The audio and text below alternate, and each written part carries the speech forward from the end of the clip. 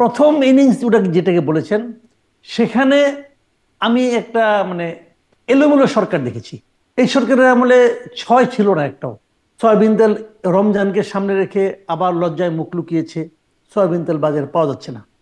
কিন্তু ওনার কাছে আমার কাছে ওনাকে খুব গোছানো লোক মনে হয় নাই, এলোমেলো লোক মনে হয়েছে। সংস্কার কমিশন করেছেন, যে বলেছেন সংস্কার আগে করতে হবে। সংস্কার কমিশনের মধ্যে, হ্যাঁ, এই সংস্কার কমিশনটাকে আমি কিছুটা ভালো বলবো, কারণ ছয়টা সংস্কার কমিশন এর মধ্যে রিপোর্ট দিয়েছে। তো এখন ধরে ধরে বললে কয়টা বলবো? বলতে পারি অনেক কিছু, কিন্তু এগুলো বলতে কোনো লাভ নাই। নিজের দুঃখ বাড়ানো ছাড়া আর তো কোনো লাভ দেখি না। প্রধান উপদেষ্টা তিনি বলেছেন প্রথম ইনিংস শেষ হয়েছে, দ্বিতীয় ইনিংসের শুরু হলো। আপনার কাছ থেকে একটু এই মূল্যায়ন জানতে চাই, 6.5 মাসের মাথায় এসে যে প্রথম ইনিংসটা কেমন গেল, দ্বিতীয় ইনিংস, প্রথম ইনিংসের অভিজ্ঞতা থেকে কেমন মনে হচ্ছে, দ্বিতীয় ইনিংস কেমন যাবে, আরও একটু যদি স্পষ্ট করে বলি, কি কি পরিবর্তন এলো, ইতিবাচক পরিবর্তন কি কি এলো, নেতিবাচক পরিবর্তন কি কি হলো, আর কি কি অপরিবর্তিত রয়ে গেল, আপনার একটা বিশ্লেষণ। দেখেন, প্রথম 6 মাসে উনি যদি বলেন প্রথম ইনিংস, তাহলে আমরা কি ধরবো যে দ্বিতীয় ইনিংস আরো 6 মাসে শেষ হয়ে যাবে? তৃতীয় ইনিংসটা হয় না, তাই না? দ্বিতীয় ইনিংসই হয়। তাহলে কি আমি তাহলে ধরবো যে আরো 6 মাস পরে এই সরকারের আয়ু শেষ হয়ে যাবে? তা তো বোধহয় হবে না। উনি বলার জন্য বলেছেন, আমি ওটাকে সিরিয়াসলি নিইনি, আমি ওটাকে শোনার জন্য শুনেছি। উনি বলেন ভালো, সুন্দর করে গুছিয়ে বলেন, সুন্দর সুন্দর উপমা দেন। আমরা শ্রোতা হিসেবে মন্দ নই, আমরা শুনি। তো প্রথম ইনিংস যেটাকে বলেছেন সেখানে আমি একটা এলোমেলো সরকার দেখেছি। সেই ইনিংসটা উনি খুব ভালো করেছেন এমনটা আমার কাছে মনে হয়নি। এই কারণে মনে হয়নি, রানও বেশি উঠেনি, এবং দর্শকরা যে খুব একটা খুশি হয়েছে তার রান দেখে আমার কাছে তাও মনে হয়নি। ক্রিকেট তো কেবল 22 জনের খেলা না, মাঠে অনেক লোক থাকে, কিন্তু তারাও খেলা দেখে মুগ্ধ হয়, 4-6 মারে, মুগ্ধ হয়। এই সরকারের আমলে ছয় ছিল না একটাও, ওভার বাউন্ডারি মারার মতো ওনাদের কোনো কিছু ছিল আমার কাছে এরকম মনে হয় নাই। আপনি একটা ঘটনা বলতে পারবেন না যে ঘটনা নিয়ে এই দেশের সাধারণ মানুষ মহা খুশি হয়েছে এই সরকারের উপরে, একটাও পারবেন না, সিম্পলি পারবেন না। দু একটা চার ছিল, এরকম ছিল। আর কোনগুলোকে চার বলবেন? শূন্য রানে অনেক। হ্যাঁ, চার কোনগুলো হলো? চার ধরেন, ব্যাংকিং সিস্টেমটাকে উনি একটু ভালো করেছেন। বিদেশে অর্থ পাচার সম্ভবত বন্ধ হয়েছে, যতটুকু আমি বুঝি।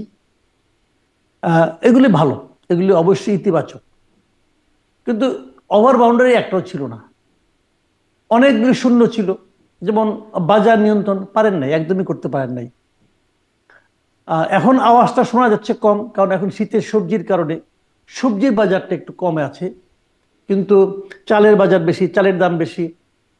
সয়াবিন তেল রমজানকে সামনে রেখে আবার লজ্জায় মুখ লুকিয়েছে, সয়াবিন তেল বাজারে পাওয়া যাচ্ছে না। তো এগুলো হলো শূন্য, একদম গোল্লা মারা ডাক যাকে বলি। একজন ব্যবসায়ীকে এনে বাণিজ্য উপদেষ্টা বানানো হয়েছে। উনি এখন পর্যন্ত, উনি শুনেছিলাম আগে বলা হয়েছিল উনি খুব ক্যারিসমেটিক লোক। ওনার কোনো ক্যারিশমা বলতে একটাই দেখছি, যে উনি দায়িত্ব নেওয়ার 1 মাসের মধ্যে সয়াবিন তেলের দাম অফিসিয়ালি 8 টাকা বাড়িয়ে দিয়েছেন। উনি কাজের মধ্যে একটাই করছেন, এছাড়া ওনার আর কোনো কাজ আমার চোখে পড়ে নাই। এগুলিকে খুব ইতিবাচক, খুব ভালো কিছু বলা যায় না। একজন স্বরাষ্ট্র উপদেষ্টা নিয়োগ করেছেন, উনি আর্মির লেফটেন্যান্ট জেনারেল, বিশাল উনি পদে ছিলেন। ওনার সততা নিয়ে কোনো সন্দেহ বোধ করি নাই, কারণ বিভিন্ন জায়গাতে শুনেছি উনি খুবই একজন সৎ লোক। কিন্তু ওনার কাছে আমার কাছে ওনাকে খুব গোছানো লোক মনে হয় নাই, এলোমেলো লোক মনে হয়েছে। উনি কখন কি বলেন নিজেও ভালো বুঝেন কিনা আমি জানি না। আমি সাংবাদিকদের একটা প্রশ্ন দেখছি, একটা প্রশ্ন করে উনি আরেকটা উত্তর দেন, এরকম দেখেছি। এবং ওনাকে খুবই আমার কাছে অতটা শক্ত এবং দৃঢ় টাইপের লোক মনে হয় নাই। একজন সবচেয়ে ক্যারিসমেটিক উপদেষ্টা যাকে বলা যায়, সেরকম মনে করেন একজন খুব কথা বলেন, নানা বিষয়ে কথা বলেন, রাজনীতিবিদদের নিয়ে কথা বলেন, উনি হলেন পরিবেশ উপদেষ্টা। তো ওনার এই পরিবেশ উপদেষ্টা যখন কথা বলছি, আজকে সকালেও পত্রিকায় দেখলাম যে বিশ্বের সবচেয়ে আপনার বায়ু দূষণের দিক থেকে যদি বলি, দূষিত বায়ু বাংলাদেশের। উনি পরিবেশের কাজ করতেছেন, কাজের মধ্যে কাজ কি করছেন, যে সেন্ট মার্টিন বন্ধ করে দিচ্ছেন, সেন্ট মার্টিনে কেউ যাইতে পারবে না, এগুলি বলতেছেন উনি। আর কি করেছেন কাজের মধ্যে? আর তো কোনো কাজ দেখি না। পলিথিন বন্ধ করতে বলছিলেন, চাইছিলেন, ঘোষণা দিয়েছিলেন যে নভেম্বর থেকে পলিথিন বন্ধ। বন্ধ করতে পারেন নাই, মিজারেবলি ফেল মারছেন। বন্ধ করতে কিভাবে পারবেন? উনি কোনো বিকল্প ঠিক না করে, বিকল্পের ব্যবস্থা না করে আপনি যদি বন্ধ করে দেন, আপনি পারবেন? পারবেন না। ওনার তো ওইদিকে কোনো খেয়াল নাই। ঘোষণা দিলেন, একটা নাটক করলেন, বুঝাইলেন যে বিরাট একটা কাজ করছি। নভেম্বর কই, নভেম্বর, ডিসেম্বর গেল, জানুয়ারি গেল, ফেব্রুয়ারিও প্রায় যায়। পলিথিন বন্ধ করতে পারছেন? পারেন নাই তো। তার মানে কি উনি কোনো বিকল্প ব্যবস্থা না করে একটা ঘোষণা দিয়ে দিচ্ছেন। তো এগুলো বলে লাভ নাই। ঢাকার আশেপাশে এতগুলি নদী দূষিত অবস্থা আছে। এই সমস্ত কোন নদীতে, ঢাকার আশেপাশে অনেক নদী, কোন নদীতে আপনি একটা মাছ খুঁজে পাবেন? এত দূষিত পরিবেশে উনি কি করেছেন? কিছু করেন। কিন্তু উনি আবার বলেন যে 52 বছরের রাজনীতিবিদরা যা পারে নাই তা হয়েছে। রাজনীতিবিদদের ভুল ধরতে আসছেন ওনারা। তো এইগুলি হয়েছে, বলে লাভ নাই। তো সব ক্ষেত্রে শিক্ষা উপদেষ্টা একজন আছেন, কিছু বললে অনেকে মন খারাপ করে। আজকে ফেব্রুয়ারি মাস, আজকে শিক্ষা বছরের দ্বিতীয় মাসের প্রায় শেষ পর্যায়ে। বই দিতে পারেন নাই, পারেন নাই বই দিতে। উনি প্রতি বছর বাংলাদেশে একটা বই উৎসব হতো জানুয়ারি প্রথম সপ্তাহে, 1 তারিখে 2 তারিখে। এবার সেটা হয়নি। হয়নি এই কারণে 40 কোটি বই লাগতো, উনি 6 কোটির ব্যবস্থা করতে পারছেন। তো 6 কোটির দিয়ে তো আর বই উৎসব করা যাবে না, করতে পারেননি। তো এই হলো সাফল্যের নমুনা। তো এখন ধরে ধরে বললে কয়টা বলবো? বলতে পারি অনেক কিছু, কিন্তু এগুলো বলতে কোনো লাভ নাই। নিজের দুঃখ বাড়ানো ছাড়া আর তো কোনো লাভ দেখি না। এরকম আর কি।